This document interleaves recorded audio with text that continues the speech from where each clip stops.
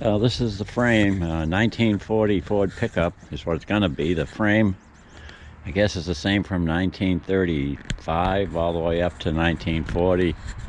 And the passenger cars, the pickups in 41 use the same frame because they're just a holdover.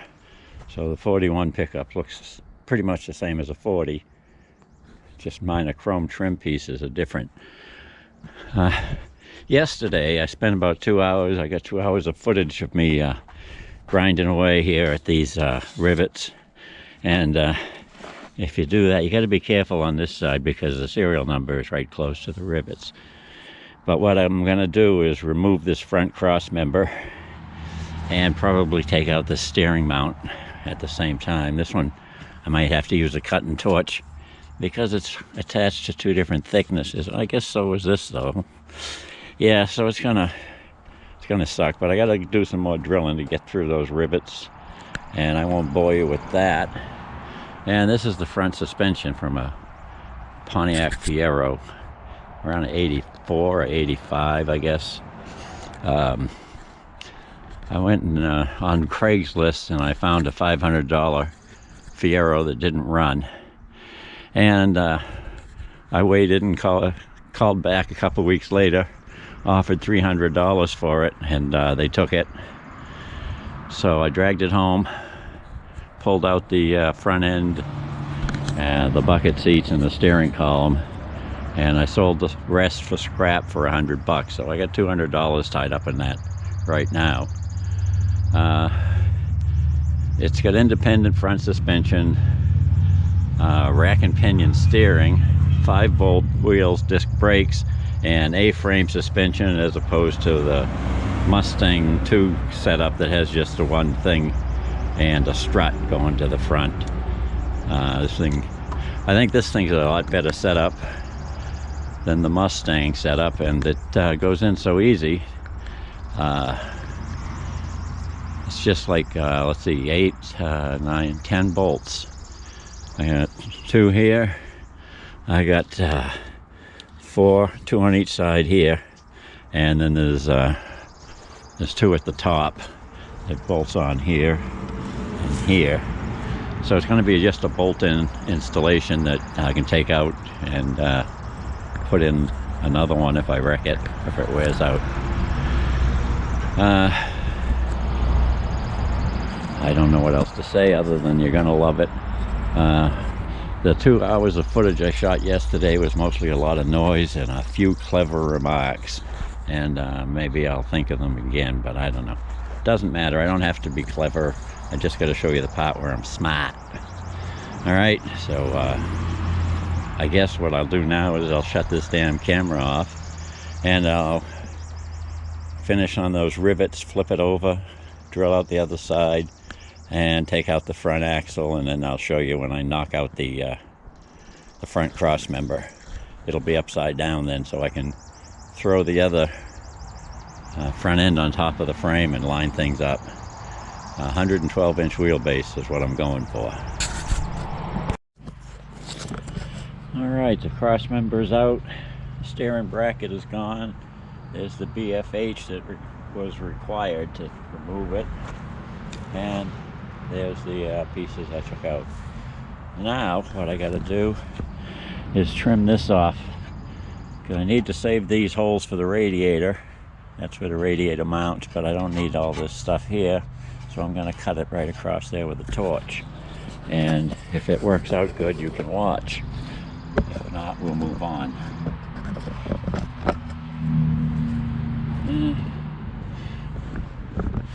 I hope that's it.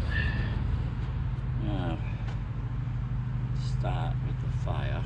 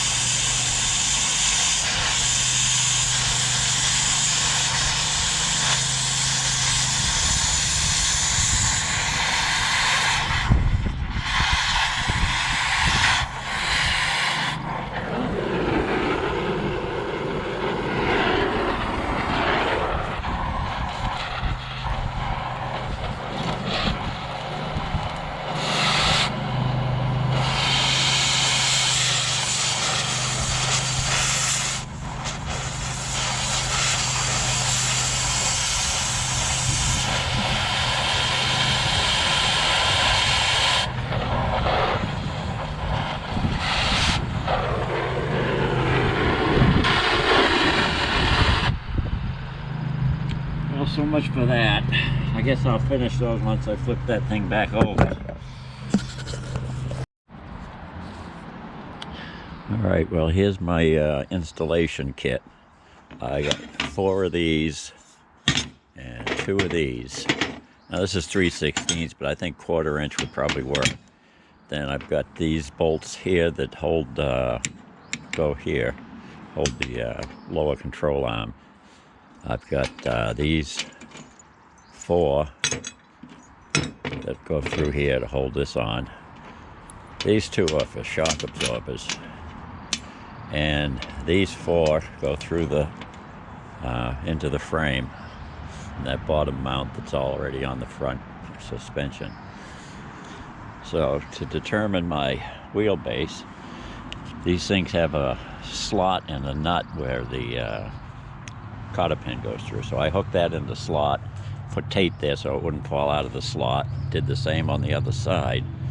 So that way I can measure and bring in my wheelbase and on both sides. And after I do that, I'm going to take 2 of these, and let's see if I can find a good place for the camera.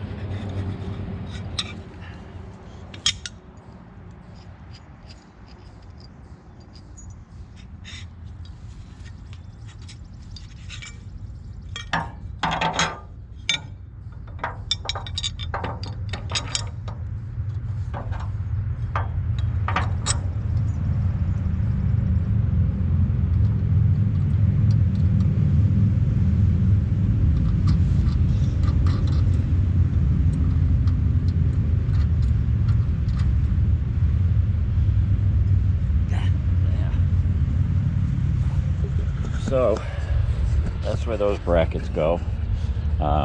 They've got to be welded to the frame, so I got to grind off some paint. Let me see. I can see better on this side. This is on the center line of the axle. Believe it or not, the center line of this front end lines up with this hole. And I thought it was in the middle of these 2 holes, but I was wrong. So these I got to drill out and bolt down to the frame, both of those. But this other one, well, it's not quite centered yet. So once I get it centered, it's going to be right on the edge. So what I'm going to have to do is drill another hole further in and bolt it through there. And the sway bar conveniently bolts right to the front of the frame. But before I get too far into it, I was gonna weld all this crap together, but when I was trying to line things up, I noticed how loose this is. And so I need a new bushing in here. So before I weld anything, spike anything down, I gotta replace that bushing. And then I'll get back to you on how it's going. Here we go. All right, it's probably like a week later. I had to replace a bushing in here, so that made a lot of work because I had to compress this spring, and a spring compressor wouldn't fit in there, so I had to make one. Actually, I had to make one for each side. Got that done, got the lower control arm off, replaced the bushing, and then put the bolt back through, and now it's ready to put back. But what I noticed before was that this is the front. This hole was out by the edge of the frame. I would have had to drill through the edge of the frame, and there's no way I could put a nut on it. So what I did was I moved both holes over towards the center of the frame, and I did the same on this side. And so I got extra holes. So those should work out. Now I just gotta put it back. Oh, I marked it with the yellow paint again so I could make some marks where the holes are going to be. Okay, so I ran into a bit of a problem trying to maintain 112 inches because these spring shackles are all messed up, so the rear end moves around a little bit, so I can't depend on that. So I went and found another 40 foot and took a measurement, and from the front of the cross member to the wheel was 16 inches to the center line, and so that's where we got it now, I think. But here it goes. Shh. No yawning.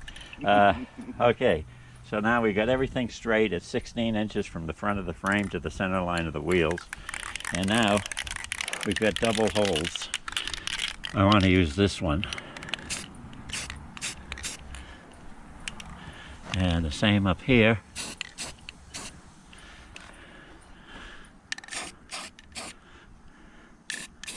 There. Now I think we got marks. We'll find out. Let's tip this back over.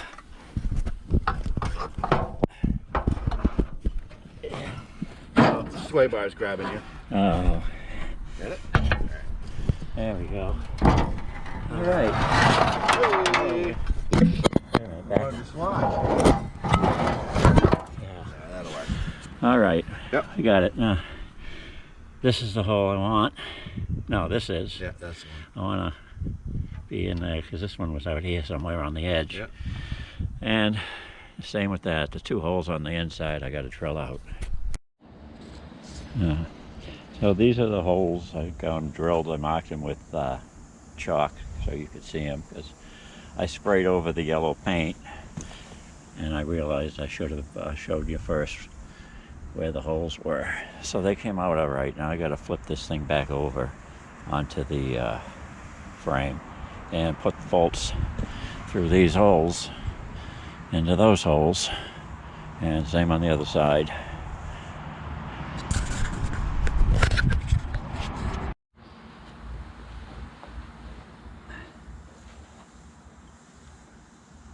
Okay, the bolts are in. All I gotta do now is tighten them up.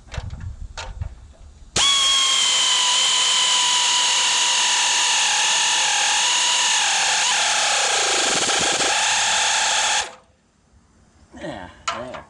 That's tight.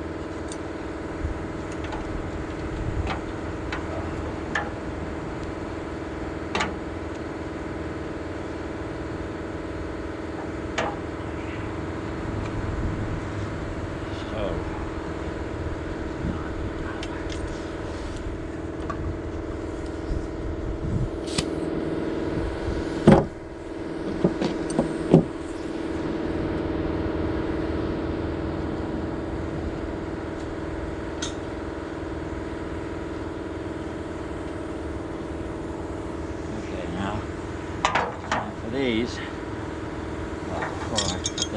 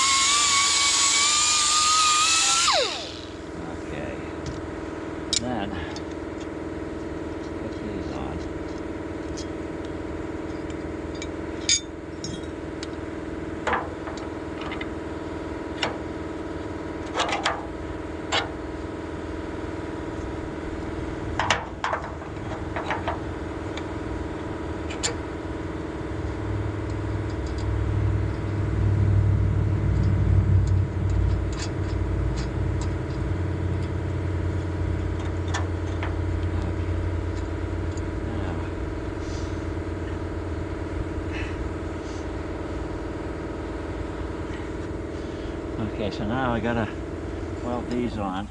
There's one on this side, one on the other side, and tighten that up. And then I can flip it over and do the other top side, put the wheels back on it, and flip it up over on all fours. Now, my arc welder is out in front of the house, the front garage, so I can't do this welding here. So just pretend you saw me weld all this and weld it up here, and pretend that it was the best weld you've ever seen. And we'll continue with that assumption in mind, all right? Because I'm not going to weld it right now. So this is the frame back on all fours. You see that front end looks really nice in there. The only part I didn't show you was that bolt these things on, weld them to the top of your frame, and the job is all done. You gotta be careful, the serial number is real close to where you're gonna weld, so I would suggest putting a piece of sheet metal over there with some vice grips to protect it. You know, it's possible you could just weld this on instead of doing all this bolt and stuff, but I want to be able to take it off, even though I don't know why I would. I think I'm done on this for a while, because I got to come up with a suitable rear end and some springs, which I don't have. An engine and a transmission. I think I've got those around here somewhere. A Chevy 350 and a 350 automatic. So anyways, let me know what you think of this project, if you think that it's worth redoing. I see there's a whole lot of Fieros out in Michigan that got flooded, so there's plenty of front ends for sale. So leave your comments below, subscribe, and if you want to be a sponsor and give me a lot of free stuff, I'd be happy to take it. And I'll even acknowledge you on my channel. How's that? So until later, bye.